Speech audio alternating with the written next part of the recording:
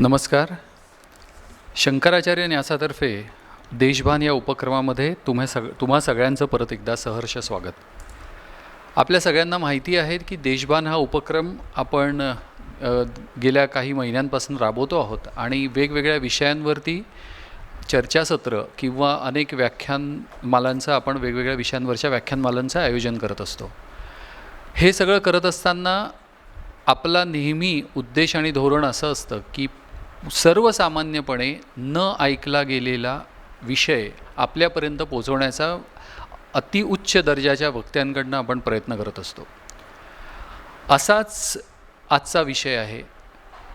आपण बघतो आहोत की इंटरनेट या महाजालाने सगळीकडे व्यापलेला आहे आणि याच अनुषंगाने माहिती देण्याचं एक पॉडकास्ट म्हणून जे आधी रेकॉर्ड करून ठेवलेले शोज किंवा एपिसोड्स किंवा भाग यांची विषयानुरूप मांडणी आणि अशी मालिका आपल्याला इंटरनेटच्या माध्यमातून उपलब्ध होत असते आणि हल्ली तर ती आपल्या मोबाईलमध्ये पण आलेली आहे. असे जे पॉडकास्ट आहेत हे भारतात ऐकिवातही नव्हते तेव्हा त्याची सुरुवात आणि प्रारंभ करणारे आणि व्हायरलचा नव्हे तर व्हायटल कंटेंटचा आग्रह धरणारे असे आजचे वक्ते आहेत.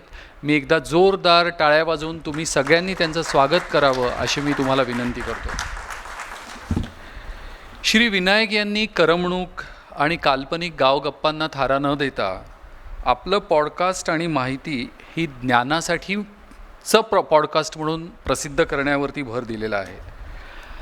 ज्या AIबद्दल आपण आज बोलतो आहोत, ज्या AIची माहिती घेण्याचा आपण आज प्रयत्न करतो आहोत किंवा ती शिकवण्यासाठी आपण विविध माध्यमातून प्रयत्न करतो आहोत किंवा ती शिकू पाहतो आहोत, त्या AIबाबत एका तपापूर्वी MTech ही पदवी प्राप्त करणारे असे श्री विनायक आहेत. मला असं वाटतं हे पण एक असा विषय आहे की साधारणतः एका तपापूर्वी त्यांनी AIची महती समजून घेतली होती आणि त्या बाबतीत शिक्षण घेण्याचा त्यांनी त्यावेळेला प्रयत्न केला. मला असं वाटतं की ही पण एक गोष्ट त्यांच्या व्यक्तिमत्वाचा अतिशय सकारात्मक व्यक्तिमत्वाचा आणि प्रोग्रेसिव्ह व्यक्तिमत्वाचा भाग म्हणून आपण विचारात घेतली पाहिजे.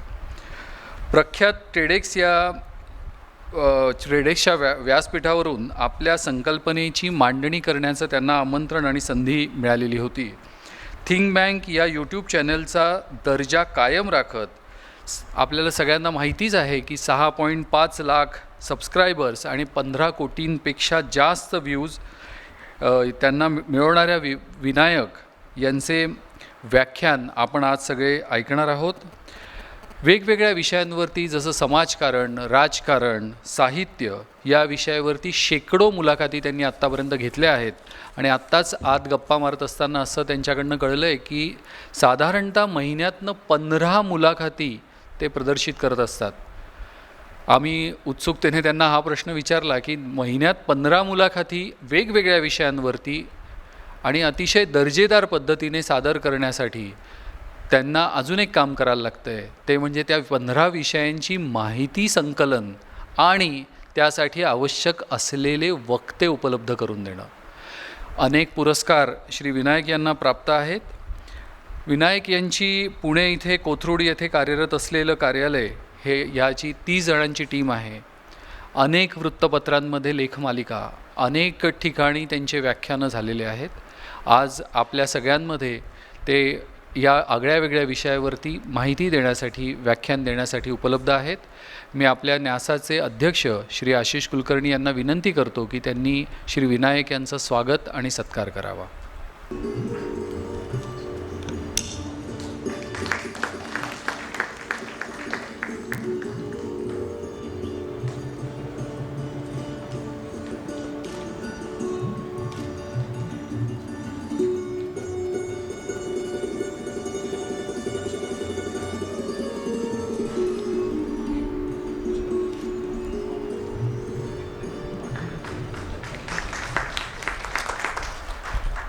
शंकराचार्य न्यासाच्या या उपक्रमाचा आपण शंकराचार्य न्यासाच्या यूट्यूबवरही प्रसारण होत असतं आणि ते अनेक नाशिककरांना त्याची कल्पना आहे. जसं यूट्यूब किंवा पॉडकास्ट किंवा इंटरनेट याचे काही फायदे आहेत तसेच काही तोटेही आहेत. आपल्या नाशिकमध्ये सध्या रस्त्यांची अवस्था ही पण अत्यंत भीषण आहे आणि असं गमतीने म्हटलं जातं की इराणचे रस्ते तरी नाशिकच्या रस्त्यांपेक्षा बरे बरे असतील असे आपण सगळेजण गमतीने म्हणत असतो. आजचं हे व्याख्यान देखील आपल्या यूट्यूब चॅनलवरती प्रसारित होणारच आहे. आपण सगळेजण त्याचाही लाभ घेणारच आहोत. मी विनायकजींना विनंती करतो की त्यांनी कृपया आपलं व्याख्यान सुरू करावं. Good evening.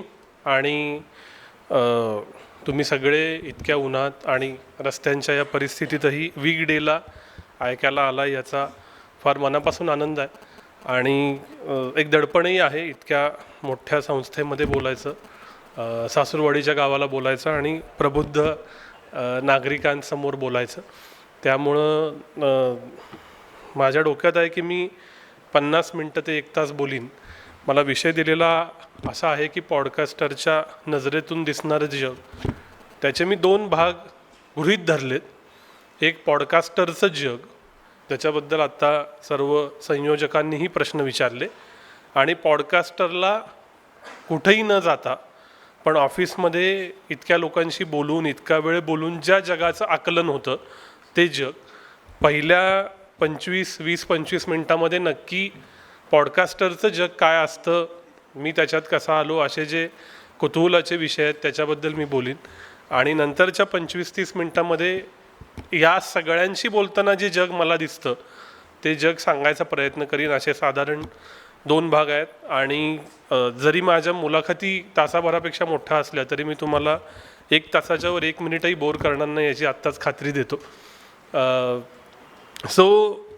जो आत्ता सगळ्यांना प्रश्न पडतो की पॉडकास्ट थिंक बँक कसं काय सुरू झालं, तर खरं तर हे एक काळाचं अपत्य आहे आणि त्याची नोंद घ्यायला हवी. कारण ज्या बदलांमुळं पॉडकास्ट हा विषय लोकांना माहीत झाला त्या बदलांना ॲक्च्युली 2026मध्ये 10 वर्ष होतात. 2016 हे सर्व या बदलांचं पिव्होटल वर्ष मानलं जातं, ज्याला आम्ही पॉलिटिकल लोकांशी बोलताना जॅम ट्रिनिटी असं म्हणतो. जनधन, आधार आणि मोबाईल ही जॅम ट्रिनिटी देशभरात जी ॲक्टिवेट झाली ती 2016 साली झाली. 4 एप्रिल 2016ला 100 कोटी लोकांना आधार कार्ड डिस्ट्रीब्यूट झालेली. 11 एप्रिल 2016ला UPI, जे आज तुम्ही गुगल पे, फोनपे वापरता, ते सुरू झालं होतं. आणि 5 सप्टेंबर 2016ला जिओ आलं होतं. या 3 गोष्टींमुळं इंटरनेट ही गोष्ट आपल्या सगळ्यांच्या अगदी आवाक्यात आली आणि जगातलं सगळ्यात स्वस्त इंटरनेट आत्ता भारतात आहे. सगळ्यात जास्त ऑनलाईन पेमेंट्स आत्ता भारतात आहेत आणि डिजिटल जगात आपण आहोत. तर या डिजिटल जगाची दशकपूर्ती ही खरं तर एप्रिल ज्या महिन्यात आपण आहोत तिथून सुरू झाली आणि सप्टेंबरपर्यंत ती चालू राहील असं मला वाटतं. मूळ इंजिनियर असल्यामुळं आणि या सगळ्याची आवड असल्यामुळं माझ्या दृष्टीनं हा फार महत्त्वाचा माइलस्टोन आहे. कारण ज्यावेळी आपण सगळे इंटरनेटवर रोज काही GB डेटा कन्झ्युम करतो त्यावेळी 3-4 माणसांमुळं हे खरं तर झालं आणि धोरणांमुळं झालं हे लक्षात ठेवायला हवं. एक मायक्रोमॅक्स नावाची कंपनी भारतीय की ज्यांनी सगळ्यात आधी 10,000 रुपयाचा आज स्मार्टफोन आणला आणि त्यामुळं स्मार्टफोन वापरायचा हे 2012 पासून कॉमनर्सना कळायला लागलं. मग अंबानींनी जिओ आणलं आणि याच्यामध्ये सरकारची धोरणं. त्यामुळं खरं तर इंटरनेट एवढं स्वस्त आणि उपलब्ध झाल्यामुळं ज्या पदाचा उल्लेख आत्ता होतो पॉडकास्टर, ते पद भारतात, महाराष्ट्रात चालू झालं. अन्यथा ज्यावेळी मी इंजिनियर झालो आणि 2016ला हे घडत असताना मी MTech करत होतो त्यावेळी असं कुठलं तरी करिअर प्रोफेशन असेल असं माझ्यासह कोणालाही माहीत नव्हतं.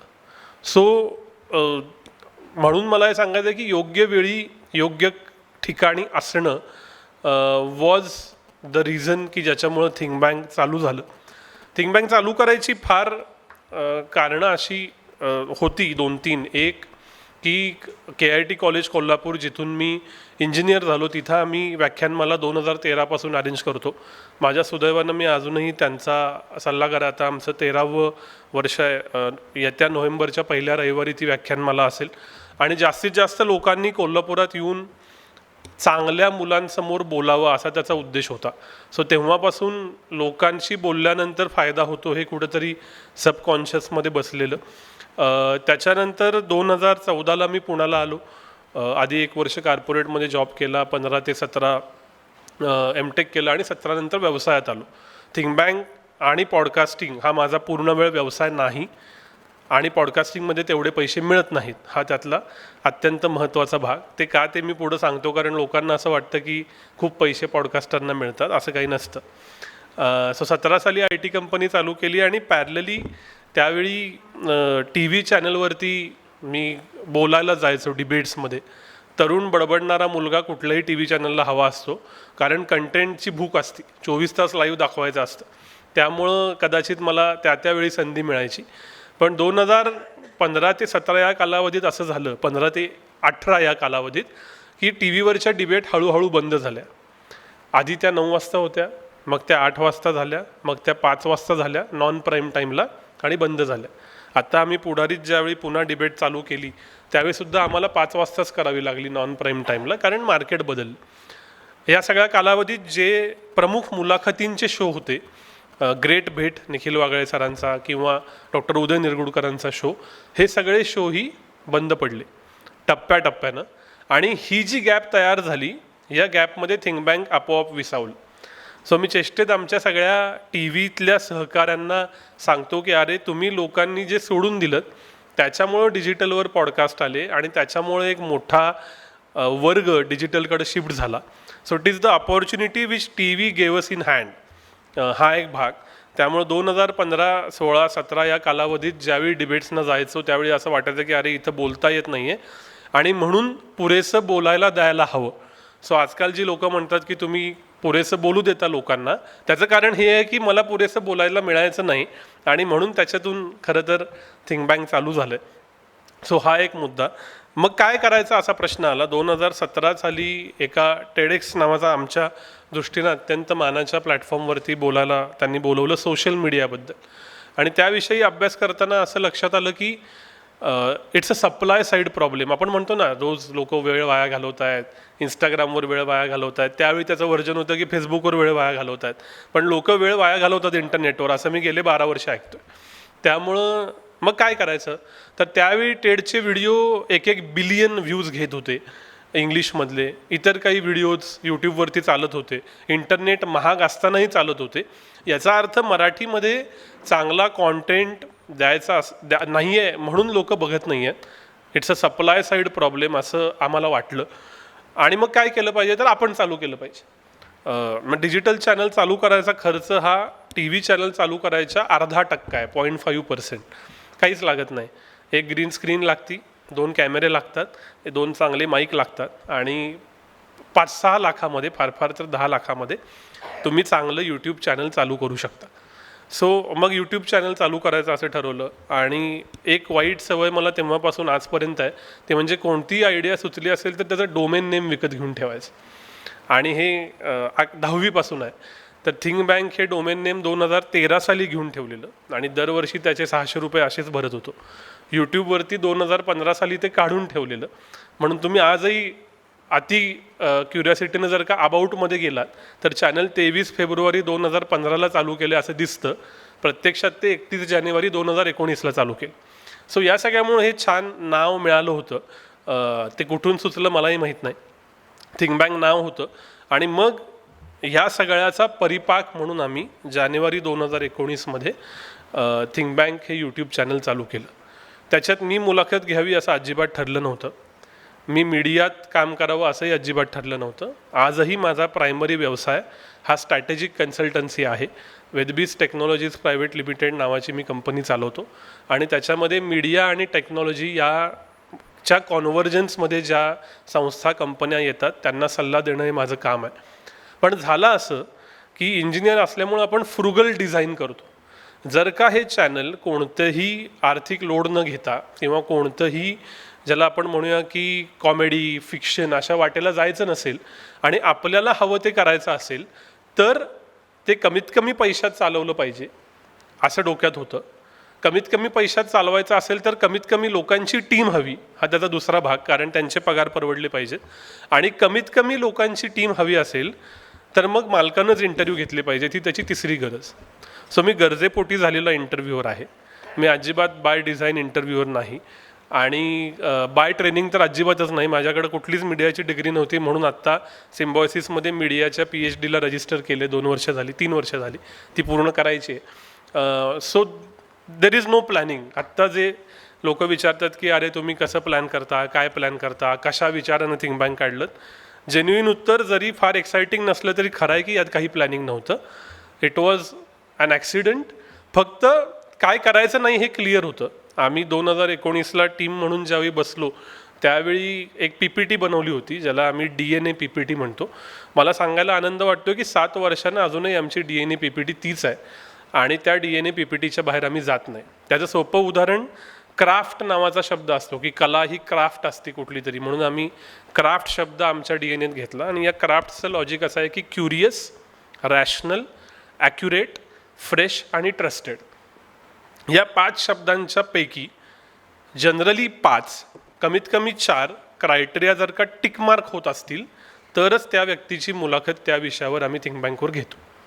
तुम्ही आत्ता जर का कुठल्या मुलाखती तुम्हाला आठवत असतील तर हे बघा की त्या मुलाखतीतनं माझी क्युरियासिटी क्षमती आहे का, तो व्यक्ती रॅशनल बोलतोय का, म्हणजे दोन्हीकडचा एक्स्ट्रीमिस्ट नाही ना, तो व्यक्ती जी फॅक्ट्स सांगतोय ती ॲक्युरेट आहे ना, त्याचा पर्स्पेक्टिव्ह फ्रेश आहे ना, म्हणजे तोच कॉन्टेंट एक्झॅक्ट दुसरीकडे अवेलेबल नाही ना, असेल तर आपण परत काही करायची गरज नाही, आणि त्या विषयातली ती व्यक्ती ही ट्रस्टेड ऑथॉरिटी आहे ना. सो हे क्राफ्ट जर का पूर्ण झालं तर ती व्यक्ती थिंक बँकवरती येते. आणि हे लॉजिक मात्र आम्ही डे 1 पासून पाळलेलं असल्यामुळं कदाचित आज लोकांच्या मनात काहीतरी एक छोटंसं स्थान आम्ही गेल्या 7 वर्षात बनवू शकलो आहे. आणि दर महिन्याला 10 लाख युनिक लोक आमचा एकतरी व्हिडिओ बघतात, ही आनंदाची बाब आहे. आणि शिवाय ते सगळे प्रबुद्ध आणि इंटलेक्च्युअल ज्याला म्हणतो असं आहे. त्यावेळेला आम्ही जी टॅगलाईन घेतली ज्याचा उल्लेख त्यांनी प्रास्ताविकात केला की व्हायरल नव्हे तर व्हायटल कॉन्टेंट. मग आमच्या मित्र आहे क्षितिज पटवर्धन, त्यानं त्याच्यात फक्त हा शब्द ॲड केला की फक्त व्हायरल नव्हे तर व्हायटल कॉन्टेंट. सो व्हायटल आणि तो व्हायरलही झाला पाहिजे असा त्याचा अर्थ होता. सो या 2 गोष्टी घडल्या आणि 2019 नंतर आज 7 वर्ष झाली आम्ही थिंक बँक चालवतो आहे. किती मुलाखती झाल्या, काय झाल्या हे तुम्हाला माहिती आहे. रफली 500+ युनिक गेस्ट येऊन गेले, 850हून अधिक युनिक मुलाखती झाल्या, आणि आपण काही काही मुलाखती 2-2 भागात प्रकाशित करतो, त्यामुळे 1200हून अधिक व्हिडिओ झाले. सो दर महिन्याला 15 मुलाखती आम्ही पब्लिश करतो. आता हे का, तर there is something called as algorithm. We are bound by algorithm. तुम्हाला असं वाटतं की डिजिटल मीडिया हा मुक्त आहे, तर असं काही नाही आहे. डिजिटल मीडियात कुणाला काय दाखवायचं हे अल्गोरिदम ठरवतो. उदाहरणार्थ समजा तुम्ही एक व्हिडिओ भाऊ तोरसेकरांचा बघितला असेल तर तुम्हाला पुढचे 10 व्हिडिओ त्याच पद्धतीनं दिसतील. तुम्ही एक व्हिडिओ निखिल वागळेंचा बघितला असेल तर तुम्हाला पुढचे व्हिडिओ निखिल वागळे, ध्रुव राठी, देशभक्त यांचेच दिसतील. दिस इज हाऊ अल्गोरिदम वर्क्स. आणि अल्गोरिदम कशाला रिवॉर्ड करतो, तर अल्गोरिदम फ्रिक्वेन्सीला रिवॉर्ड करतो. आणि दुसरं, जर का तुम्ही कॉन्टेंट पब्लिशिंगची शिस्त लावली नाहीत तर असे उपक्रम बंद पडतात. कारण असे उपक्रम फॉर प्रॉफिट चालवले नाहीत तर ते बंद पडल्याची असंख्य उदाहरणं आजूबाजूला आहेत. So Think Bank is for profit company. It is not at all an NGO, but it is for profit for purpose. म्हणून आम्ही दर महिन्याला इतके व्हिडिओ करतो. इतके व्हिडिओ करणं डॉन्टिंग असेल असं सुरुवातीला वाटलं नव्हतं, कारण सुरुवातीला कोणी स्पर्धकच नव्हता. मुळात आम्ही जे काही करतो त्याला पॉडकास्ट म्हणायचं हे 2022 सालापर्यंत ठरलंच नव्हतं, कारण पॉडकास्टच नव्हते. 2019ला ज्यावेळी आम्ही चॅनल काढलं त्यावेळी रणबीर अलाबादिया जिमचे व्हिडिओ करायचा, बिअर बायसेप्स या नावानं, जो आत्ता इंग्लिशमधला टॉपचा पॉडकास्टर आहे. पॉडकास्ट ही कॅटेगरी यूट्यूबवर नव्हती, आणि हे सगळं 2021 सालानंतर झालं. मग आता प्रोडक्शन चांगलं पाहिजे, मग आम्ही सेट बदलला, मग आम्ही कॅमेरे नवीन घेतले, मग आम्ही 4K प्रोडक्शन केलं वगैरे वगैरे वगैरे. पण when we started it was not that tough. एक ग्रीन स्क्रीन, फोन केल्यावर माणूस येणार, मुलाखत घ्यायची, एक व्हिडिओ एडिटर पूर्ण वेळ, एक कार्यकारी संपादक, अशी 2 माणसांची टीम. आत्ता पण 3च माणसं आहेत पूर्ण वेळ. एक कम्युनिटी मॅनेजर फक्त ॲड झाला आहे आणि मी स्वतः, असं ते चालू होतं. त्यामुळे याला पॉडकास्ट म्हणतात, मग याची ही धोरणं आहेत, मग याच्यात असं वागायचं असतं, मग लाँग फॉर्म व्ह्यूइंग होतं, मग त्याचं कसं कसं काय काय आहे, हे सगळं नंतर फ्रेमवर्क तयार झालं आहे. आणि मग त्याच्याबद्दल बघा हे फ्रेमवर्क आम्ही डिझाईन केलं असं काही नाही आहे. सो म्हणून 12 ते 15 मुलाखती, म्हणजे 12 मुलाखती, काही काही 2-2 भागात असे 15 व्हिडिओ आमचे महिन्याला पब्लिश होतात. गेस्ट कुठून येतात असा दुसरा प्रश्न आत्ता विचारला आणि तो माझ्या मते कदाचित बऱ्याच जणांच्या डोक्यात असेल. तर ती थोडीशी पूर्वपुण्याई आहे, कारण 2013 ते 2019 या कालावधीमध्ये अर्ली ॲडॅप्टर इंटरनेटचा असल्यामुळं मी असं म्हणतो की माझा second birth is on internet. 2008 सालापासून मी फेसबुक वापरतो. त्यावेळी कुणीच फेसबुकवर नव्हतं आणि पुन्हा क्युरियस व्यक्ती म्हटल्यानंतर तुम्हाला सगळे लोक बोलायला वेळ देतात, वाव देतात. त्यामुळं 2008 ते 13 या कालावधीत एक माणसांचं नेटवर्क तयार झालं होतं आणि खूप लोकांनी मला लहान वयात लिहायची संधी दिली. त्यातला मोठा वाटा नाशिकचा यासाठी आहे की नाशिक लोकमतची फीचर टीम ही खूप चांगली आहे.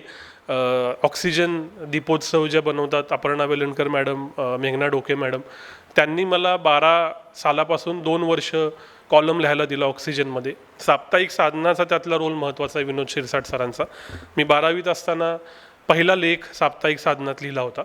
त्यामुळं ह्या सगळ्यामुळं माणसं जोडली गेली होती.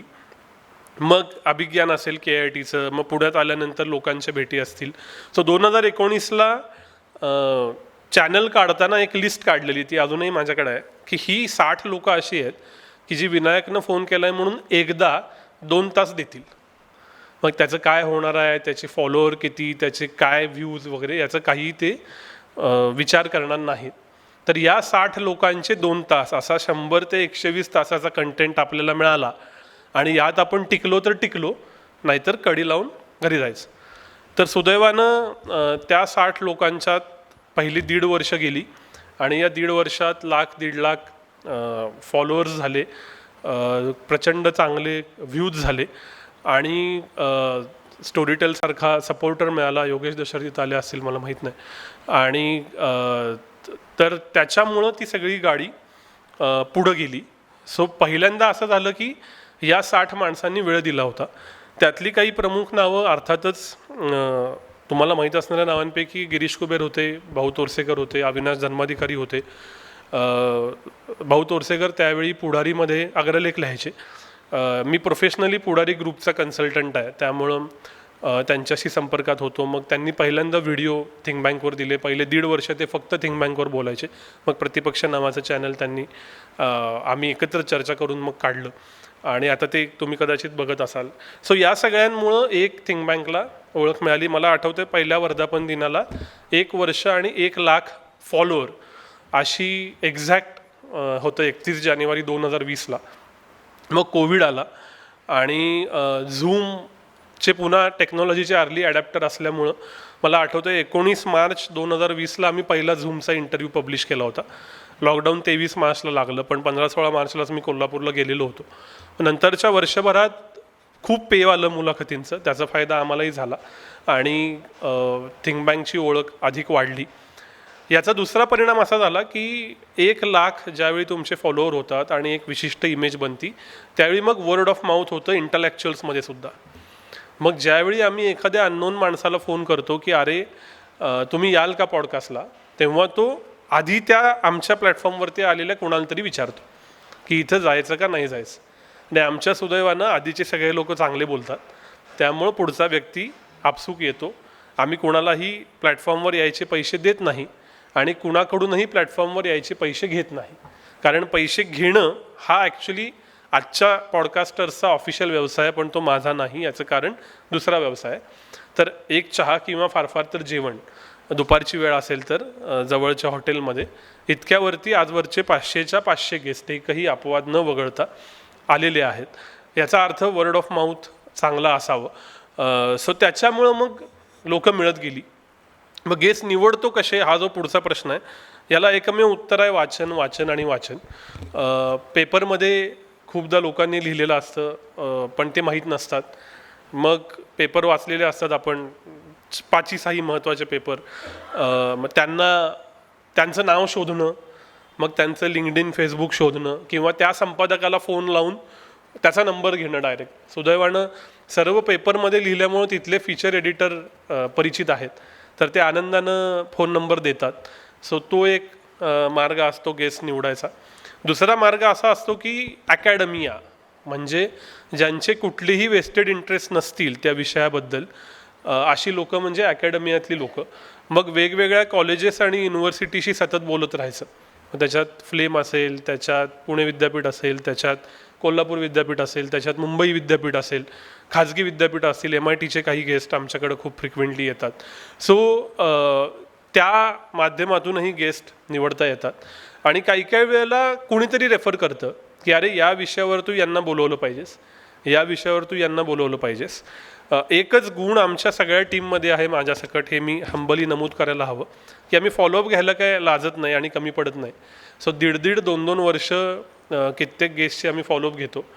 काही गेस्ट हे कंटाळून आता वेळ देतो म्हणून येतात. 1.5 वर्ष झाला हा बिचारा फोन मेसेज करतोय आणि आल्यावर मात्र व्हिडिओ झाल्यानंतर खुश होतात. त्यामुळं कन्सिस्टन्सी इज द की, किंवा आमच्या सगळ्या टीमचं एक वाक्य आहे की रिपिटेशन बिल्ड्स रेप्युटेशन. तर तुम्ही सातत्यानं चांगला कॉन्टेंट दिलात तर लोक तुम्हाला ऐकायला येतील. आज इथं 100-120 लोक जमलीत, ती एका व्हिडिओमुळे तर नक्की नाही जमलेली. त्यामुळं कदाचित तुम्ही मल्टिपल व्हिडिओ बघितले असतील, रिपिटेशन जाणवलं असेल की अरे हा बरा करतो बाबा, म्हणून आला असाल. त्यामुळं रिपिटेटिव्हली लोकांनाही बोलवलं की लोक येतात, हा त्यातला दुसरा भाग. त्यामुळं गेस्ट कसे मिळवायचे याचं टेन्शन येतं, पण गेस्ट मिळालेच नाहीत असं फार कमी वेळेला होतं. आता मात्र असं झालं आहे की 500-600 गेस्ट होऊन गेलेत आणि कुठलाही विषय आल्यानंतर ह्या क्राफ्टमध्ये बसणारे गेस्ट कुठून आणायचे असा प्रश्न पडतो. So the situation has got tougher आणि गेस्ट शोधण्याची आमची मेकॅनिझम आता अधिकाधिक स्ट्रॉंग आम्हाला बनवायची आहे. कशी बनेल मला माहीत नाही, पण नवीन चॅलेंज आलं की मजाही असती. पण अजूनही माझ्या त्याच वहीत आम्ही दर 3 महिन्यानं ज्यावेळी आमची टीम बसती त्यावेळी अशी 100 नावं तरी नक्की आहेत की ज्यांना आम्हाला बोलवायचं आहे आणि जी अजून आलेली नाहीत. तर त्या सगळ्यांपुढं जोपर्यंत टिकमार्क होत नाही तोपर्यंत अजून नावं सुचत राहतील.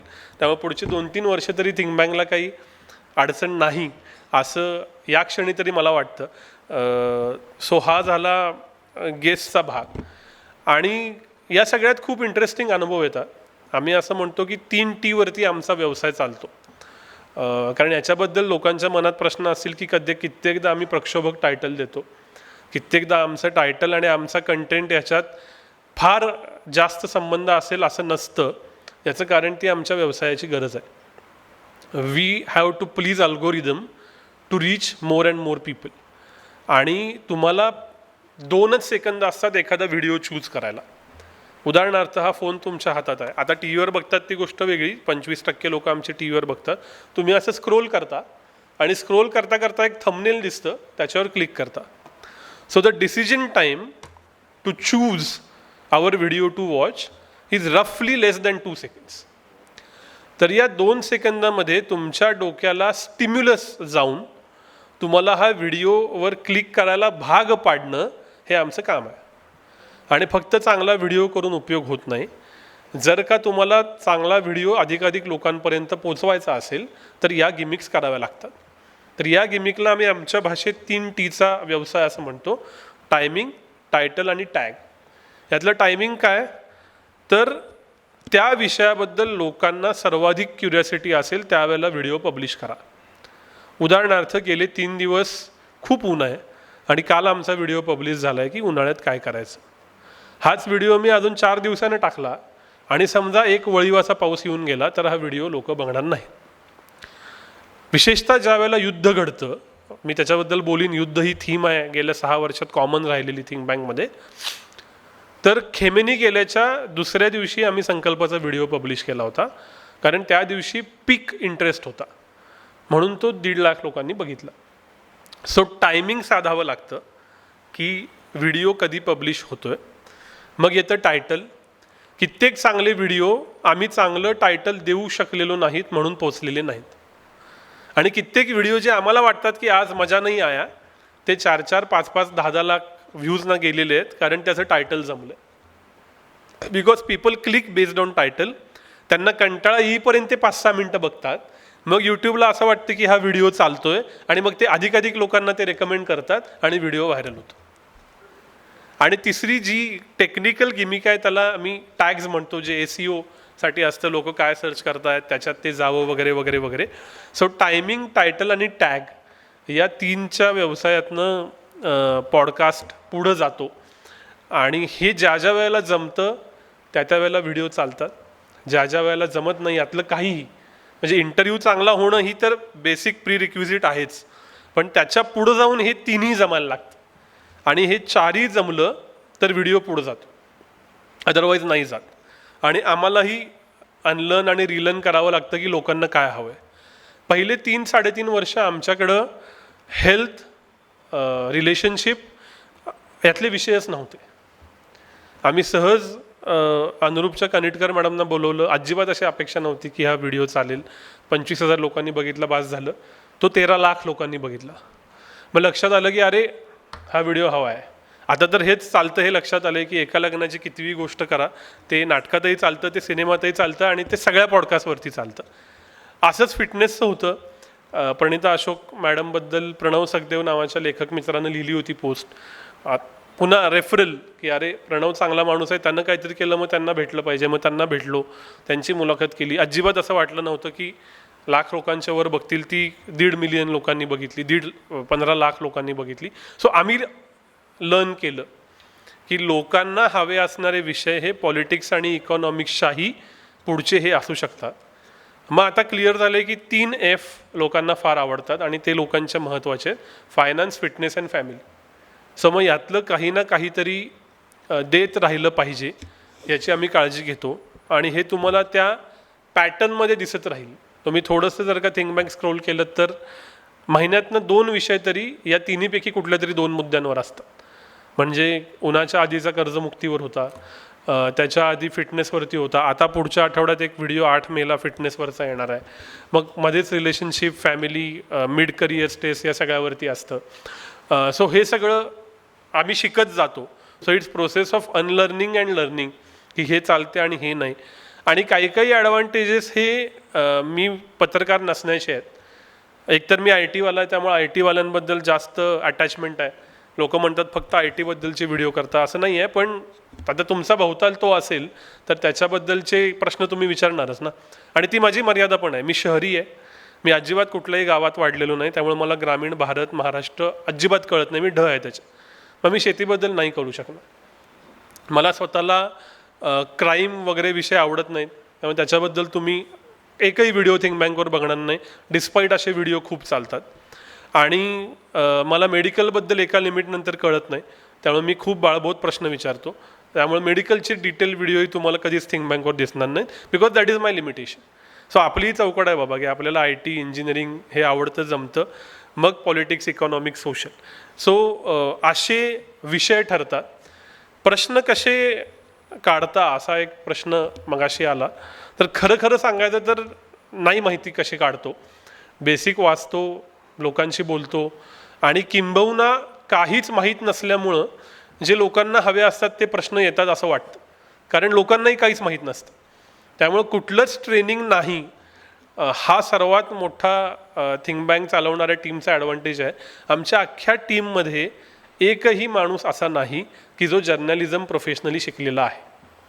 माझा प्रतीक जो सहकारी आहे, कार्यकारी संपादक, तो MSc झालेला आहे. त्याचा आणि जर्नलिझमचा काही संबंध नाही. आमचा जो व्हिडिओ एडिटर आहे त्याचाही आणि जर्नलिझमचा काही संबंध नाही. त्यानं BBA झाल्यानंतर हाऊस म्हणून व्हिडिओ एडिटिंग शिकलं. आमचं कम्युनिटी आणि इतर गोष्टी ज्या बघतात किंवा असिस्टंट एडिटर जो आहे त्याचाही काही मीडियाशी संबंध नाही. त्यामुळे जे सो कॉल्ड बायासेस असतात की असे प्रश्न विचारले पाहिजेत, हे केलं पाहिजे, ते केलं पाहिजे, तर ते काहीच नसल्यामुळं कदाचित सामान्य माणसाला जे काही आवडतं ते आम्ही देऊ शकतो का काय, असं आत्ता पाठीमागं बघितल्यावर वाटतं. हे असंच असेल असं काही नाही. लक असेल, काय देवाचा आशीर्वाद असेल, तो तर आहेच, पण त्याच्या पलीकडं काय आहे वी जस्ट डोंट नो. फक्त प्रश्न काढताना ही क्राफ्टची जी गाईडलाईन आहे ती मात्र आम्ही सगळे पाळतो. आणि सुदैवानं आमच्या टीमला एवढा फ्रीडम आहे की ते माझे प्रश्न माझ्याहून जास्त स्ट्रिक्टली एडिट करतात. त्यामुळं तुम्हाला 1 मिनिटाच्या वर माझा प्रश्न कधीच दिसणार नाही. मी 2 मिनटं विचारला असेल तरी तो 1 मिनिटावर करायचा ह्याची क्लिअर इन्स्ट्रक्शन आमच्या टीमला आहे आणि ते खूप रिगरसली फॉलो करतात. आम्ही कधी कधी म्हणतो की अति लोकशाही आहे आमच्याकडं. एखादा गेस्ट मला जरी हवा असला आणि माझ्या टीमला तो मान्य नसला तर आम्ही घेत नाही. अशी महिन्यातनं एखादं भांडण तरी नक्की होतं की यार याला बोलवायला पाहिजे होतं, हा विषय घ्यायला पाहिजे होता. So that is how we work. हां, आता फक्त गेल्या 2-3 वर्षात असं झालं की खूप पॉडकास्ट आले, खूप विषयांवरचे पॉडकास्ट आले. काही विषय आम्ही जे टाळले होते त्याच्याबद्दलची लोकं आली आणि त्याचा अत्यंत आनंद आम्हाला आहे. कारण हा पूर्णवेळ व्यवसाय नाही, त्यामुळं हेच करायचं आणि आम्हीच करायचं अशी अजिबात अपेक्षा नाही. म्हणजे मी तुम्हाला आधी म्हणालेलो की it's a supply side problem असं 2019ला होतं. Now that problem is solved. It's no more a supply side problem. There are 30+ podcast channels आणि असा कुठलाच विषय उरलेला नाही आता की ज्याच्यावर पॉडकास्ट नाही. त्यामुळं कित्येकदा आपल्याला आनंद असतो ना की जो पर्पज आपण घेतला होता तो पर्पज पूर्ण होणं आणि ते तुम्हाला प्रत्यक्षात बघता येणं. सो 7 वर्षाच्या कालावधीमध्ये तो पर्पज पूर्ण झाल्याचं. आता हा डिमांड साईडचा पण प्रॉब्लेम नाही आहे, लोक बघतात. सप्लाय साईडचाही प्रॉब्लेम नाही आहे आणि प्रॉब्लेमच संपलाय अशी अत्यंत आनंदाची गोष्ट आम्हा सगळ्यांच्यासाठी आहे. आणि मग जे आम्हाला करत राहायचं आहे ते अधिकाधिक आनंदानं करत राहणं. जे आम्हाला ज्या लोकांना आम्हाला बोलवायचं आहे, आता कदाचित व्ह्यूज मॅटर करत नाहीत, आता कम्युनिटी मॅटर करते की 1000 ट्रू फॅन्स की जे तुम्हाला 10,000 रुपये देतील असं ग्लोबली सांगितलं जातं. मग अधिकाधिक डीप आपण कसे जाऊ शकू असा कदाचित आम्ही विचार करू. कारण बाकीचे विषय द्यायला लोक आहेत, बोलायला लोक आहेत, इंडिव्हिज्युअल इन्फ्लुएन्सर्स तयार झाले आहेत, इंग्लिशमध्ये कॉन्टेंट आहे वगैरे वगैरे वगैरे. तो ही एक आनंदाची बाब आहे की जो पर्पज तुम्ही घेतला होता तो पर्पज पूर्ण होताना बघतं. आणि म्हणून अधिकाधिक डेप्थवरचं थिंक बँकची पुढची जर्नी असेल की ज्याच्यामध्ये कदाचित 1.5 तासाचे इंटरव्ह्यू असतील, कदाचित 2.5 तासाचे इंटरव्ह्यू असतील, कदाचित रिसर्च आणि डेटा जो आत्ता मराठीत नाही आहे असं आम्हाला वाटतं. इंग्लिशमध्ये खूप आहे. तुम्ही मिंट वाचलात तर अत्यंत उत्तम डेटा जर्नलिझम दिसतं. सीन अँड अनसीनसारखा इंग्लिश पॉडकास्ट ऐकलात तर तुम्हाला असं लक्षात येतं की किती भारी काम डेटाबद्दल आज भारतात आणि जगभरात चालू आहे, पण मराठीत नाही आहे. कदाचित that can be the next frontier. माहीत नाही पुढं काय होईल. सो ही आत्मकथनाची स्टोरी बरोबर 31 मिनटं झाली मी तुम्हाला सांगितली. ही अजिबात आत्मकथनापर होऊ नये अशी माझी इच्छा होती, पण माझ्या असं लक्षात आलं की याच्याबद्दल खूप क्युरियोसिटी आहे. यातला जो भाग मीपणाचा असेल तो माझा मूर्खपणा म्हणून सोडून द्या. जे इन्साईट्स तुम्हाला इंटरेस्टिंग वाटतात ते असा पॉडकास्ट चालतो बाबा एवढी माहिती म्हणून लक्षात ठेवा. आणि आता आपण या टॉकच्या दुसऱ्या भागाकडे येऊ की पॉडकास्टर म्हणून कसं दिसतं बाबा जग. तर मला एक अत्यंत त्याच्या आधीचा एक मुद्दा की आता हे का बोललो मी, तर आजच्या जगामध्ये स्वतःचं विकण्याशिवाय पर्याय नाही हे मला कळायला 2-3 वर्ष लागली. आणि म्हणून मी आता माझी गोष्ट विकायला लाजत नाही. याचं उदाहरण देतो की आपण प्रत्येकजण काही ना काहीतरी विकत असतो. एकतर स्वतःला विकतो, व्हॉट्सॲपवर स्टेटस ठेवून, इंस्टाग्रामवर फोटो टाकून, आपल्या एखाद्या आयडियाला विकतो, भाषण देऊन, लेख लिहून, किंवा एखाद्या प्रॉडक्टला विकतो. आजकाल कोणी घरगुती गोष्टी बनवतं तिथंपासून ते कार्यक्रमापर्यंत. मी आमच्या कलाकार मित्रांना चेष्टेत म्हणालो की पूर्वीच्या काळी एक पेपरात जाहिरात आली की मी कार्यक्रमाला जायचो तिकीट काढून माझ्या लहानपणी. आजकाल त्या कलाकाराला इंस्टाग्रामवर टाकावं लागतं, फेसबुकवर टाकावं लागतं, ओरडून सांगावं लागतं की मला माझ्या कार्यक्रमाला आहे, माझ्या कार्यक्रमाला आहे, माझ्या कार्यक्रमाला आहे. 10 रील बनवावी लागतात, मग पेपरात जाहिरात करावी लागते, मग एखादा मीडिया पार्टनर घ्यावा लागतो. सो सतत स्वतःला विकावं लागणं ही आजच्या काळाची गरज झाली आहे. ते आपण सगळे नोईंगली अननोईंगली करतो. त्यामुळं मागची 30 मिनटं मी मला स्वतःला विकत होतो. कसं विकलं मला माहीत नाही, पण धंदा करतो याचा अर्थ वाईट तरी सेल्समन नसावं. त्यामुळं अजून काही बोर करत नाही तुम्हाला. सो दुसरा इंटरेस्टिंग भाग जो मला बोलायचा होता की ह्या 500 लोकांना एकाच जागी ऐकून बसून यांच्याशी ऑफ द रेकॉर्ड पुन्हा 2-2, 3-3 तास गप्पा मारून काहीच न फिरता अजूनही मी परदेशात गेलेलो नाही, जगाचा अंदाज येतो.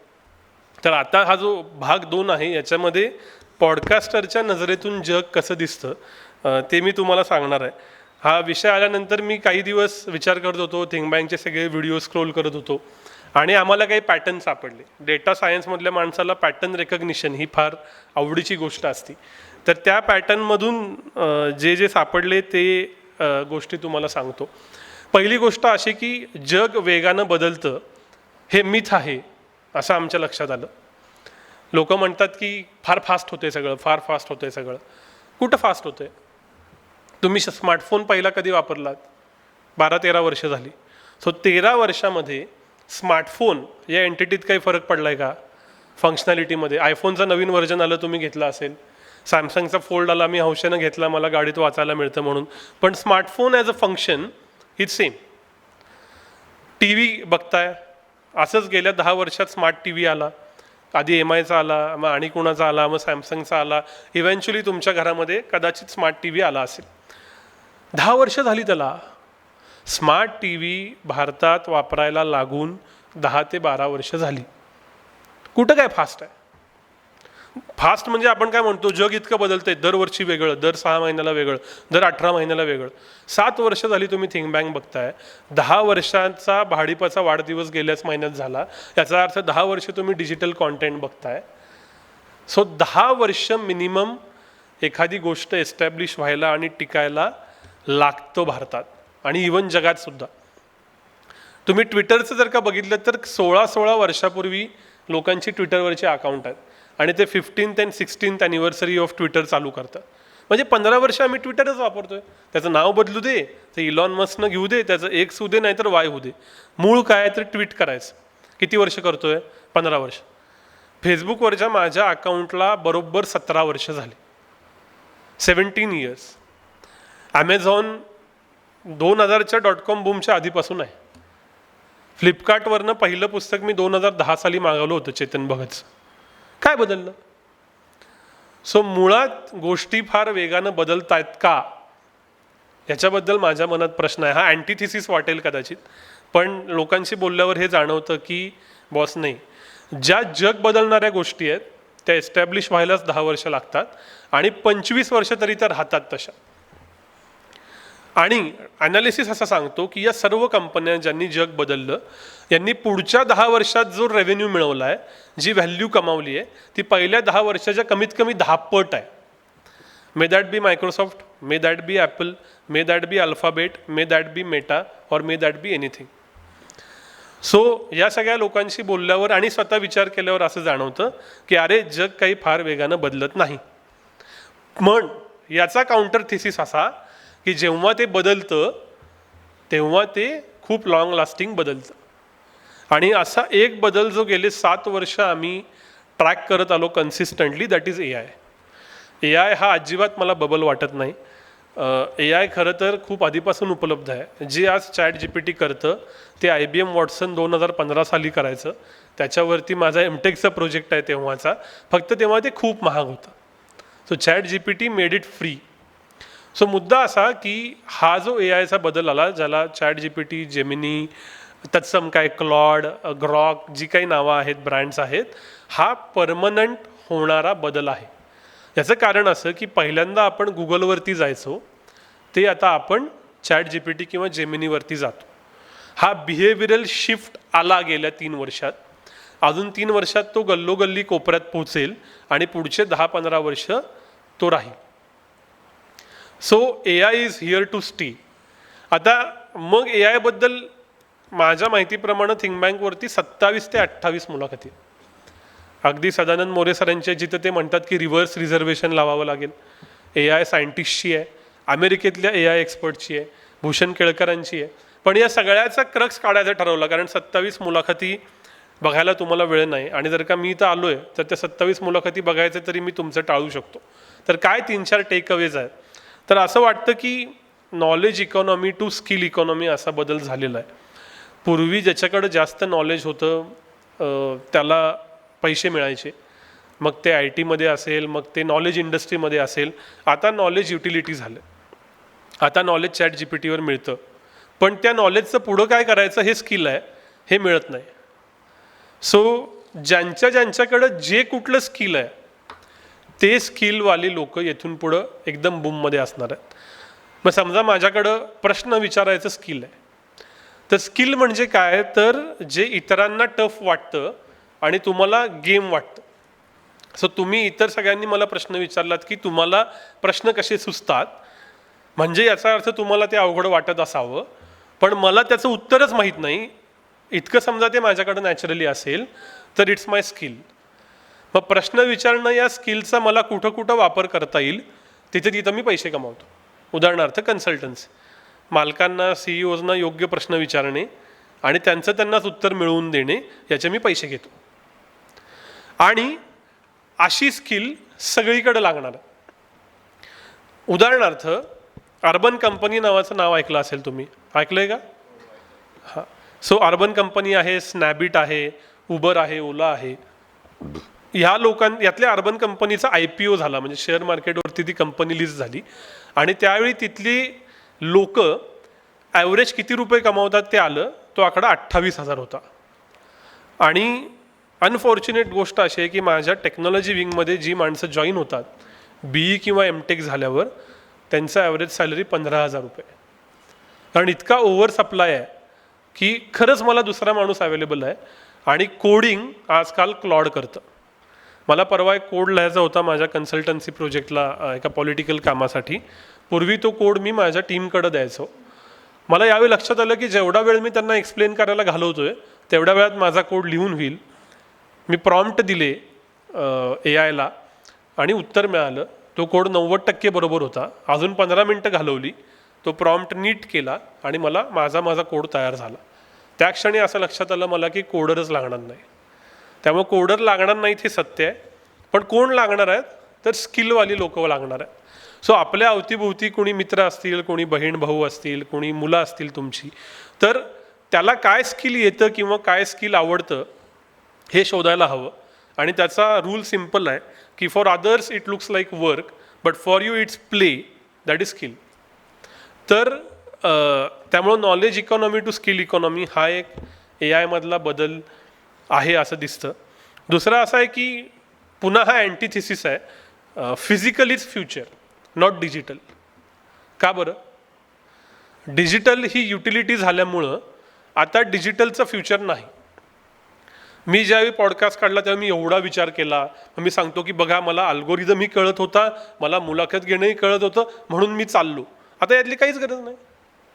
तुम्हाला प्रश्न क्लॉड काढून देऊ शकतं, ChatGPT काढून देऊ शकतं, हेजेन तुमचा व्हिडिओ बनवू शकतं. तुम्ही कसंही व्हिडिओ रेकॉर्ड केलं तरी ऑटोपॉड नावाचं टूल आलं आहे, ते एडिट करून देऊ शकतं. आणि यूट्यूब म्हणतं की आम्हाला नवीन नवीन हिरो हवेत, सो आम्ही सिनियर यूट्यूब चॅनलपेक्षा नवीन यूट्यूब चॅनल जास्त प्रमोट करणार, कारण त्यांचा व्यवसाय. So all of my economic modes की ज्याच्यामुळं तुम्ही आज मला इथं बोलवलं आहे त्या संपलेल्या आहेत. पण प्रत्यक्षात मी तुमच्याशी बोलतोय, प्रत्येकाच्या नजरेत बघतोय, कोण हसतंय, कोणाला गुंगी आली आहे, कोण झोपले, कोण सिरियसली ऐकतंय हे जज करतोय आणि त्याच्यावरून माझं भाषण मोल्ड करतोय. त्यातलं काही AIला येणार नाही. मग आत्ता तुम्ही जर का इन्फ्लुएन्सचा गेम बघितलात, तुमच्यावर इन्फ्लुएन्स करणं, तर जितक्या मोठ्या स्क्रीनवर तुम्ही मला पाहता तितका मोठा माझा इन्फ्लुएन्स असतो. उदाहरणार्थ क्रिएटर्सना व्हर्टिकल बघितलं जातं. तुम्ही 10 सेकंद बघता, मिनिमल इन्फ्लुएन्स. यूट्यूबवर तुम्ही आडवं बघता आणि सायकोलॉजिकली स्वतः क्लिक करून बघता.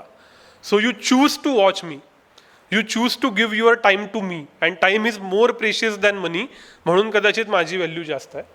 जितके जास्त लोक थिंक बँक TV वर बघू लागले मोठ्या स्क्रीनवर, तितकं मला मिळणारं रेकग्निशन वाढलं.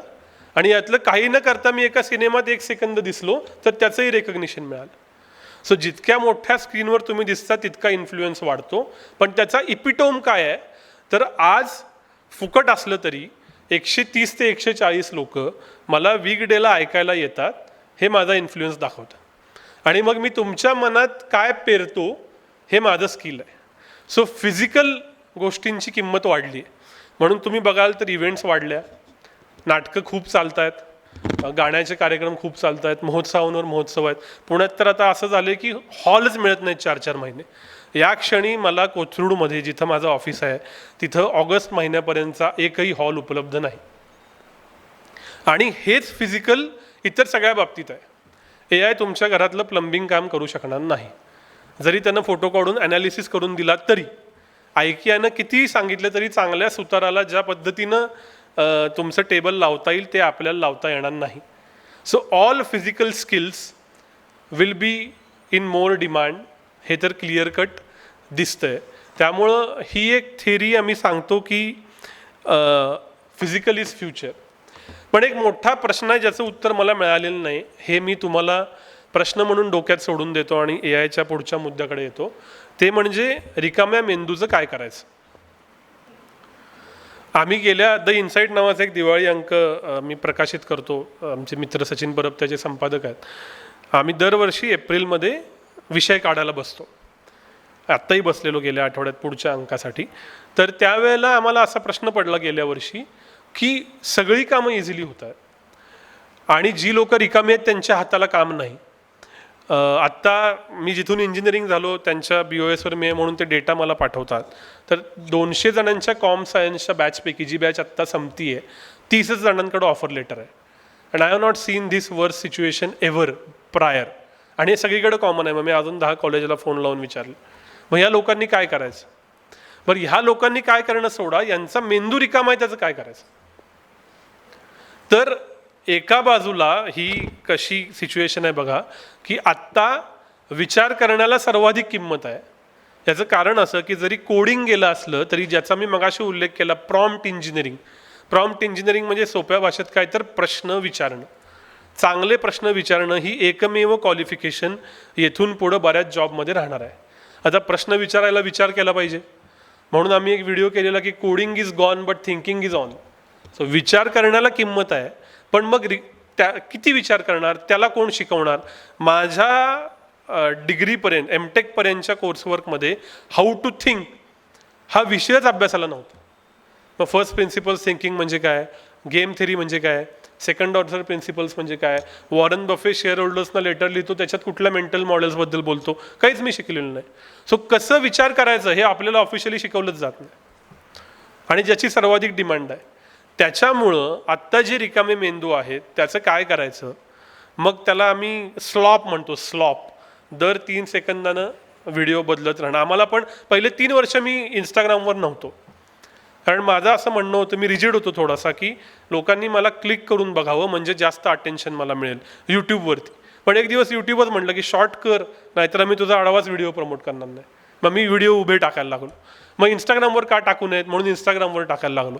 मग आज मी ज्यावेळी एक इंटरव्ह्यू आडवा टाकतो त्यावेळी त्याचे 5 उभे रील टाकतो तर माझा इंटरव्ह्यू पोचतो. पण रील लोक किती वेळ बघतात, 3 सेकंद, 5 सेकंद, 10 सेकंद. अशी 100 रील बघितली की काल कुठलं रील बघितले तेच मला आठवत नाही. आठवतं का तुम्ही, तुमच्यापैकी किती जण रील बघतात, हात वर करा प्रामाणिकपणे. हां, का गेल्या 48 तासात किती रील आठवतात बघितलेली. 2, 5, 10, 100 जर बघितले असतील. त्याशिवाय आपण म्हणजे 100 नक्की बघतो, म्हणजे मी लिहून देतो स्टॅम्प पेपर, बरोबर आहे ना. रील आठवत नाहीत, मग काय करायचं. सो याला आम्ही AI स्लॉप म्हणतो. आता AI बेस्ड कॉन्टेंट आल्यामुळं रील बनवणं अजून फुकट झालं, कारण पूर्वी निदान शूट तर करायला लागायचं. आता मी प्रॉम्प्ट दिलं की हे जेन मला 30 सेकंदात रील बनवून देतं, मी पोस्ट करतो आणि ते ॲटोमेट करायचं पुन्हा टूल आहे गमलूप नावाचं. सो मला सांगावंही लागत नाही की तू रील कर आणि टाक. So everything is automated. So या रिकाम्या मेंदूचं काय करायचं हा एक प्रश्न मी तुमच्या सगळ्यांपुढं सोडून देतो. आणि दुसरा प्रश्न असा आहे की जो AIमुळं आला आहे तो म्हणजे येथून पुढं we will be living in a era of deficit of trust. लोकांवरचा एकमेकांवरचा विश्वास राहणार नाही. याचं कारण पूर्वी म्हण काय होती, खरं आणि खोटं याच्यात 4 बोटाचं अंतर आहे. कानानं ऐकतो ते खोटं, डोळ्यानं बघतो ते खरं. आज तुम्ही डोळ्यानं जे बघताय त्यातलं 50% खोटं आहे. खोमेनीचा व्हिडिओ AI बेस्ड होता. काय नक्की खरं आहे आणि काय खोटं आहे हे कळणार नाही. इतकी भारी जर का टेक्नॉलॉजी झाली असेल, ज्याला आम्ही डीप फेक म्हणतो, तर विश्वास कुणावर ठेवायचा.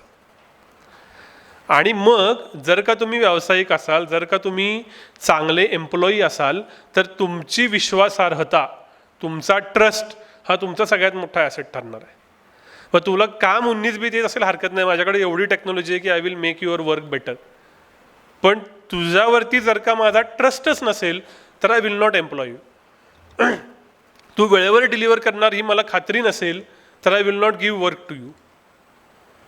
आणि त्यामुळे एकाच वेळी ट्रस्ट डेफिसिट आणि दुसऱ्या बाजूला ट्रस्ट इज की अशा एका दुसऱ्या काय म्हणूया गोष्टीमध्ये आपण येणार आहोत. तर हे AI झालं. AI हा सगळ्यात मोठा बदल आहे गेल्या 7 वर्षातला असं वाटतं, म्हणून त्याच्यावर मी 15 मिनटं बोललो. अजून माझ्याकडे बरोबर 12 मिनटं आहेत. तर या 12 मिनटात 3-4 अजून गोष्टी सांगतो. एक दुसरी थीम अशी आहे, ती म्हणजे युद्ध. 2020 साली आम्ही एक सिरीज केलेली दशक वेध नावाची. 6 मुलाखती होत्या. त्याचं नंतर पुस्तक आणलं आम्ही व्हायटल संवाद म्हणून. आणि त्यातल्या एका मुलाखतीत संदीप वासलेकर सर असं म्हणालेले की जगात येथून पुढं खूप युद्ध होतील. आणि मला आठवते माझी आणि माझ्या त्यावेळेचा सहकारी जयवंत मित्र आहे माझा, तो त्याची आमची चर्चा झालेली की अरे हे फार ओव्हर स्टेटमेंट आहे, ह्यांना पीस विकायचं असतं म्हणून हे युद्ध म्हणतायत, एडिट करायचं का नाही. पण त्यांचं मत असल्यामुळं त्याचा सन्मान राखत आम्ही ते तसंच ठेवलं. ते पुस्तकातही तसंच आहे. आणि गेल्या 6 वर्षात फक्त युद्ध चालू आहे, वेगवेगळी युद्ध चालू आहे, बारीक बारीक बारीक बारीक. आम्हाला असं वाटलेलं की कोविड होऊन गेला आहे, लोकांना एवढं आपलं जगणं किती क्षणभंगूर आहे वगैरे वाटलं आहे, आता कुठली युद्ध व्हायला. तर वर्षभरात छोटी छोटी 2 युद्ध झाली मध्यपूर्वेत. मग रशिया युक्रेन झालं, मग गेल्या वर्षी भारत पाकिस्तान झालं, परत आत्ता हे सगळं जे काय आहे ते चालू आहे. आणि मला युद्ध वार्ता नावाची सिरीज करावी लागली, प्लेलिस्ट करावी लागली की ज्याच्यात पुन्हा 25+ व्हिडिओ आहे. कसं काय? तर अख्ख्या जगाला युद्ध करायची खुमखुमी का आली या प्रश्नाचं अजून मला तरी उत्तर सापडलेलं नाही. याचं पुरेसं उत्तर देऊ शकेल बोलकं जागतिक स्तरावर असा गेस्ट मी शोधतोय. तुम्हाला कोणी माहीत असेल तर मला सांगा, आपण त्याची मुलाखत नक्की करूया. पण इतकी युद्ध का चालू आहेत हे मला कळलेलं नाही. आम्ही काढलेलं एक कारण पोलरायझेशन होतं की आपण बबलमध्ये राहतो ना, अल्गोरिदमिक बबलमध्ये, जसं मी मगाशी उल्लेख केला. उजव्यांचं बघत राहतात, डाव्यांचं बघत राहतात. म्हणजे मधले आहेत की ज्यांना दोन्ही द्यायचं आहे, उजवा आणि डाव, त्यांची अडचण होती. सो आमच्याकडे एक अजून एक क्रायटेरिया आहे. खूप जण ट्रोल करतात बघा मला, किंवा सगळ्यांनाच करतात, मला करतात असं काय नाही. तर दोन्ही बाजूची लोक जोपर्यंत ट्रोल करतात तोपर्यंत माझं बरं चाललंय. कोणी म्हणतं हा संघी आहे, कोणी म्हणतं हा डावा आहे. जोपर्यंत दोन्ही पद्धतीच्या कमेंट येत आहेत तोपर्यंत मी माझं काम नीट करतोय, कारण माझं काम लोकांपुढे विचार ठेवणं आहे आणि त्यांच्या बुद्धीवर माझा विश्वास आहे की ते चूज करतील कुठल्या दिशेला जायचं. आपण वकील होऊ नये असं आम्हाला प्लॅटफॉर्म म्हणून वाटतं. अदरवाईज मग मी प्रचार करतो, ती वेगळी गोष्ट आहे. ती मी कदाचित कन्सल्टन्सी म्हणून करीन, प्रोफेशनली करीन, व्हॉट एव्हर इट इज. तर पोलरायझेशन झालं का? तर झालं असं दिसतं.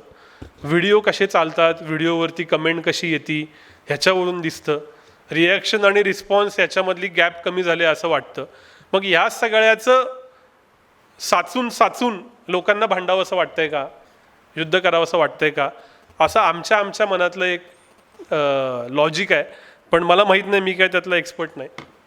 तिसरी जी थीम सापडली जगाचा विचार करताना ती म्हणजे फायनान्शियलायझेशन, हे सगळ्या गोष्टीचं आर्थिकीकरण. मी 2020पर्यंत अजिबातच शेअर मार्केटमध्ये इन्व्हेस्ट करत नव्हतो. मग कोविडमध्ये आमचे CA मला म्हणले की अरे असं करायचं असतं. मग मी शिकलो, कारण पुन्हा फायनान्स आपल्याला कुणीही शिकवत नाही until and unless you are learning commerce and finance as a stream.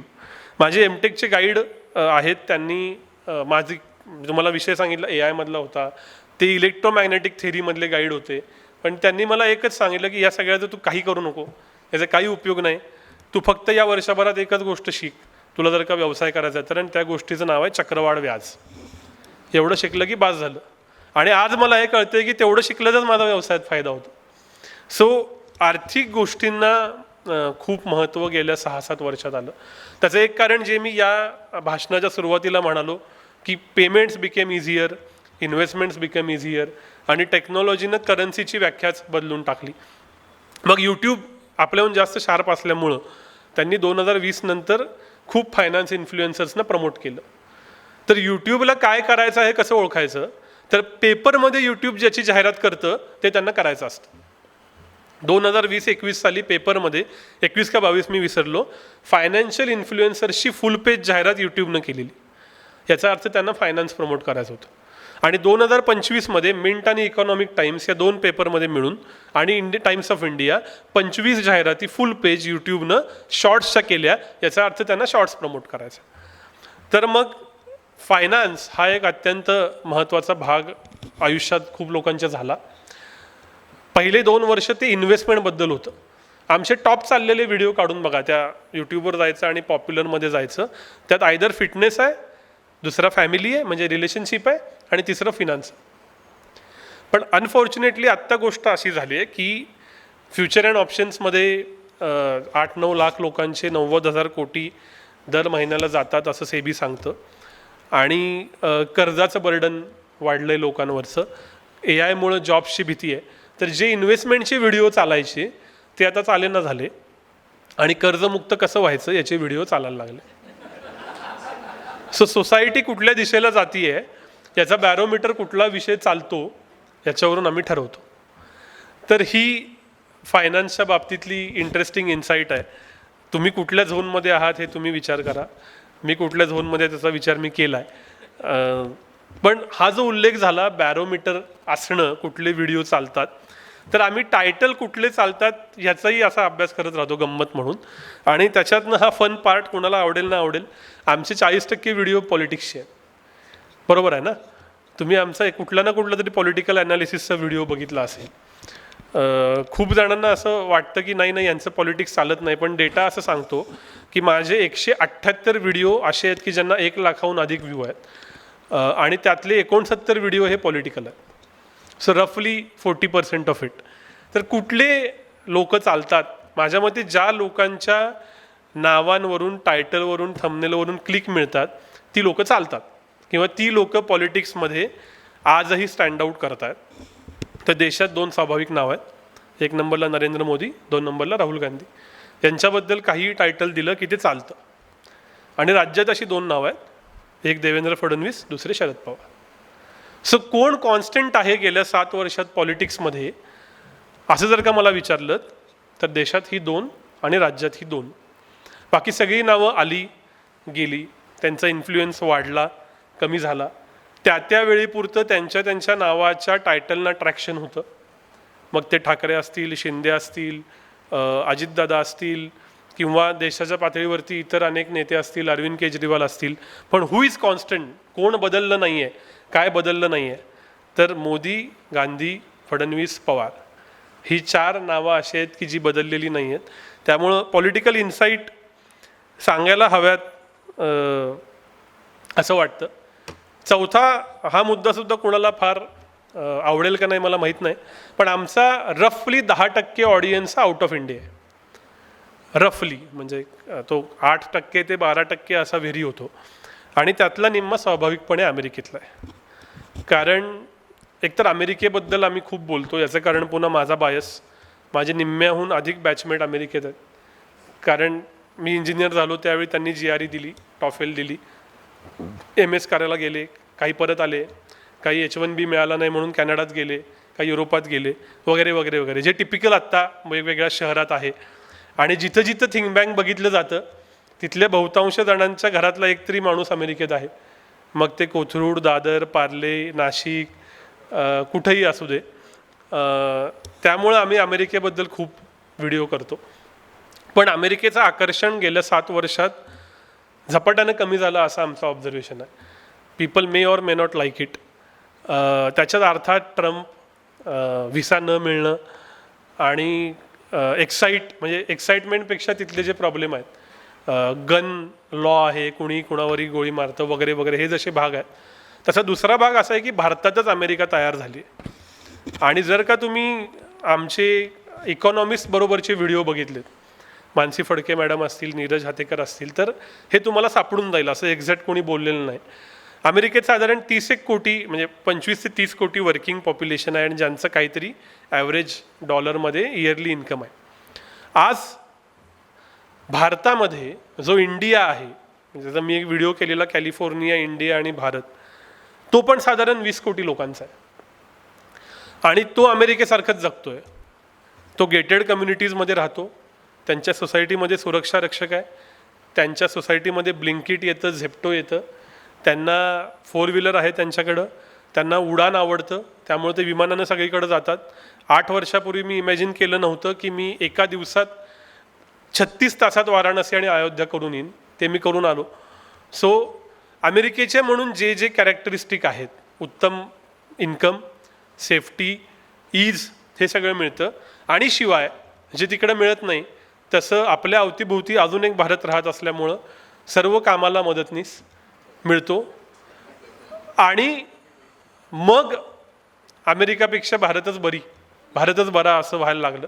कारण परचेस पॉवर पॅरिटी जर का काढलीत तुम्ही तर तिथले 1 कोटी म्हणजे आपले 22 लाख, तर 22-24 लाख इन्कम असणाऱ्यापेक्षा जास्त लोक आहेत. सो इंडियन मिडल क्लास जो आहे, म्हणजे थिंक बँक कोण बघतं तर थिंक बँक 80% थिंक बँकचा व्ह्यूवर हा मिडल क्लास आहे. बाय द डेफिनेशन 5 लाख ते 1 कोटी असं वार्षिक उत्पन्न असणारं घर असं आम्ही म्हणतो. 1 कोटीच्या वर एलिट तेही बघतात, काही जण उद्योजक बघतात, बरेच अधिकारी बघतात आणि काही त्याच्याहून खालच्या ॲस्पेरंट क्लासही बघतो. तर मिडल क्लास अँझायटीजवरती आम्ही ज्यावेळी व्हिडिओ करतो त्यावेळी तो चालतो. आणि त्याच्यातला एक भाग असतो अमेरिका आणि भारत यांची तुलना, कारण तो अख्ख्या मिडल क्लासचा ॲस्पिरेशनचा विषय राहिलेला आहे. तर मी ज्या गोष्टी बदलल्या नाहीत ते सांगितलं. तसं काय बदलतंय तर हे बदलतंय. आणि मगाशी मी बोलायचं राहिलो तसं मिडल क्लास अँझायटीमधलं एक अँझायटी आहे ती म्हणजे मिड लाईफ करिअर क्रायसिस. हे टायटल दिलं आणि आमचा व्हिडिओ चालला नाही असा अपवादच नाही. आत व्हिडिओ कंटेंट कसाही असू दे. मग that goes down to AI, that goes down to financialization, that goes down to changed politics, आणि मग that comes to midlife career crisis. तर हे सगळे मुद्दे हे मला पॉडकास्टरच्या नजरेतून जग कसं दिसतं असं विचारल्यावर दिसतात. हे बरोबर असतील असं अजिबात नाही, कारण हे सगळे इन अ वे सेकंडरी इन्फरन्सेस आहेत. डेटा, लोकांशी बोलणं यातनं काढलेले आहेत. पण आम्ही आमच्या प्रायमरी कामामध्ये जे कन्सल्टन्सीज आहे, खूप जास्त ग्राउंडवर जातो, खूप लोकांशी बोलतो, खूप राजकारण्यांशी बोलतो, आणि कदाचित ते पटणार नाही पण राजकारण्यांना सर्वाधिक ग्राउंडचा पल्स असतो आपल्या कुणाहीपेक्षा, असा माझा प्रूव्हन अनुभव आहे. त्यामुळं त्या सगळ्याचं जर का कन्क्लूड केलं तर असं जग मला दिसतं. हे जग आपण आपापल्या पद्धतीनं बदलायचा प्रयत्न करू. पण एक्झॅक्ट 7:31 झालीत. तुम्ही गेली 65 मिनटं मला बोर झालात पण तरी ऐकलत, याच्याबद्दल तुमचे आभार मानतो आणि आयोजकांचे आभार मानून थांबतो. धन्यवाद. त्वं ब्रह्मा त्वं विष्णू त्वं रुद्रा त्वं इंद्रा त्वं अग्नी त्वं वायू त्वं सूर्यास त्वं चंद्र त्वं ब्रह्म भुवर्भुवस्वरम्. असं आपण ज्या विनायकाबद्दल बोलतो तो एक विनायक ज्याचा संचार सगळीकडे आहे, आणि ह्या एक दुसरा विनायक आपल्यासमोर बसला आहे. किती विविध किती विविध विषयांमध्ये या विनायकांनी लीलया संचार केलेला आहे. मगाशी गप्पां मारताना पण मी त्यांना हाच प्रश्न विचारला की प्रत्येक विषयामध्ये बोलताना त्या व्यक्तीची मुलाखत घेताना त्या विषयाची माहिती त्यांच्याबद्दलची माहिती संपादन करणं हे एक मोठं टास्क आहे. आणि तुमच्या व्यवसाय वेगळा असताना हे सगळं तुम्ही करू पाहता.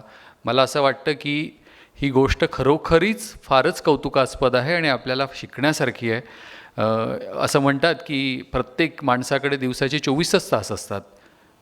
मुद्दा असा आहे की ते 24 तास ते कशा पद्धतीने घालवतात त्यावरती त्यांचं यश आणि अपयश अवलंबून असतं. अशा या विनायकासाठी आपण सर्वजण जोरदार टाळ्या वाजवूयात. अतिशय उपयुक्त, अतिशय वेगळी माहिती, अतिशय वेगळा विषय. विनायकजी, आम्ही तुमचे खरोखरीच मनस्वी आभारी आहोत. अजून एक आभाराचा विषय आहे तो हा की आपल्या देशभानसाठी अनेक वेगवेगळे विषय यांच्याच भाषणातून आपल्याला मिळालेले आहेत आणि यांच्या सहकार्याने अनेक वक्ते देखील मिळतील असं आम्ही आपल्या सगळ्यांच्यातर्फे त्यांना नक्की विनंती करूयात. आणि देशभान हा उपक्रम पण विविध विषयांवर विविध रंगी आपण यापुढे नक्की नेऊयात. पुढचं देशभानचं व्याख्यान हे 20 मेला आहे. 20 मेला कुर्तकोटी शंकराचार्य यांचा जन्मदिवस आहे नाशिकचे साहित्यिक श्री राजीव पुरुषोत्तम पटेल यांचा आद्य शंकराचार्य जीवनावरील आचार्य ही कादंबरी आहे, त्याच्यावरती त्यांचं व्याख्यान आहे. आपण त्या व्याख्यानाला पण जरूर यावं अशी मी विनंती करतो. आपण सगळे आज देखील इथे गुरुवार असताना, गुरुवार हा वार सुट्टीचा नाही तरी आपण सगळे उपलब्ध झालात. आपण इथे येऊन शांतपणे हे व्याख्यान ऐकलंत. आपले सगळ्यांचे शंकराचार्य न्यासातर्फे आभार मानतो आणि कार्यक्रम संपला असं जाहीर करतो.